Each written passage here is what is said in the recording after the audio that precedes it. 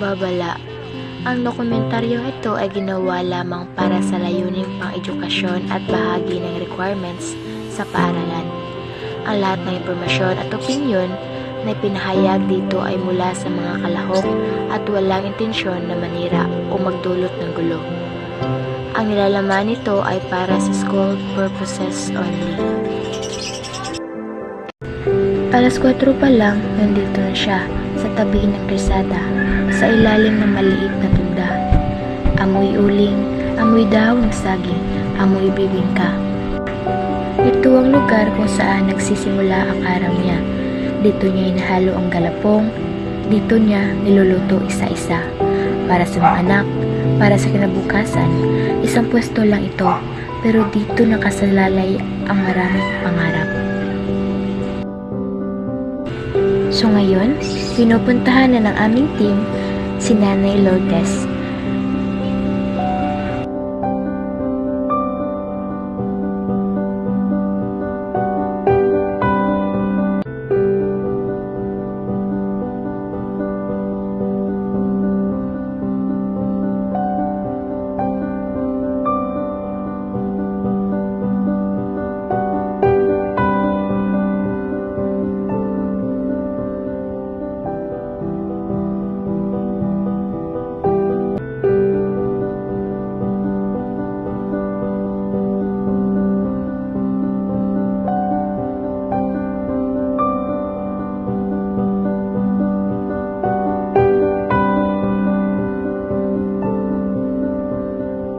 Pwede ba kitang matanong kung ano yung pangalan, edad at ilang years ka na nagtitinda ng bingka?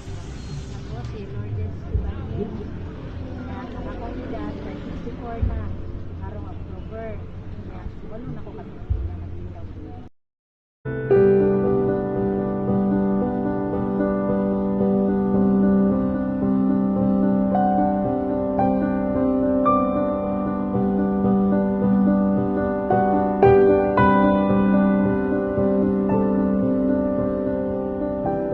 Hindi lang bibingka ang binibinta ni Nanay Lourdes, kasama dito ang tulong at saya sa buong komunidad.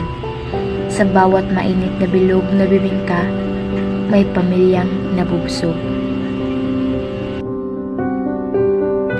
Hindi naman laging madali sa pagbibinta ng bibingka. Maraming hamon ang kinakaharap ni Nanay Lourdes.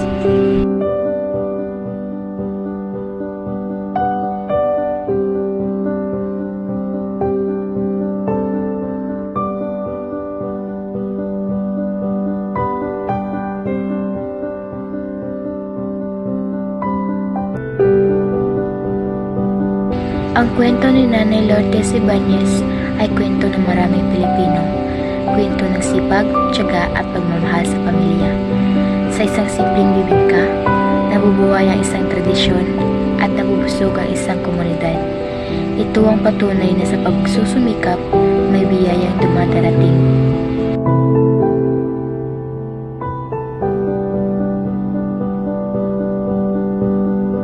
Sa panahon ngayon, maraming sumuko.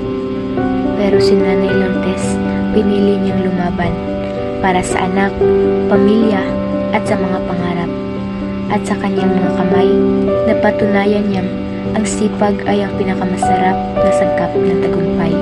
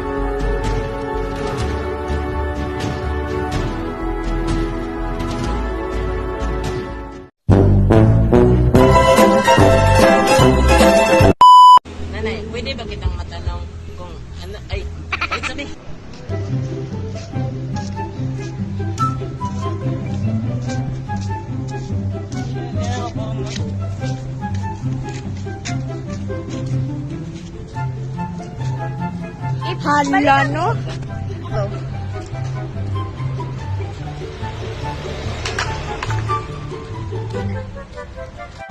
Sige. Nanay, ano ba ang pinaka-atak na mali ko? Wala ka, Rami?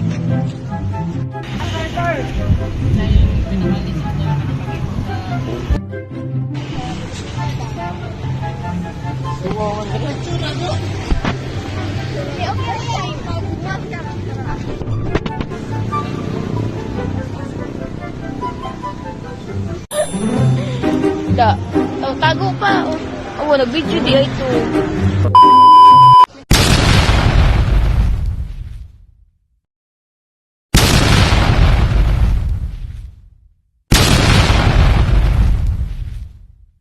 Pwede ba kitang matanong? Dong pamanta. Ay, pasya. Kat alam na kay padong mo dos tindahan sa bilin mo diha. Bay pa siya pagtarong ba? Okay, 1, 2, 3, go.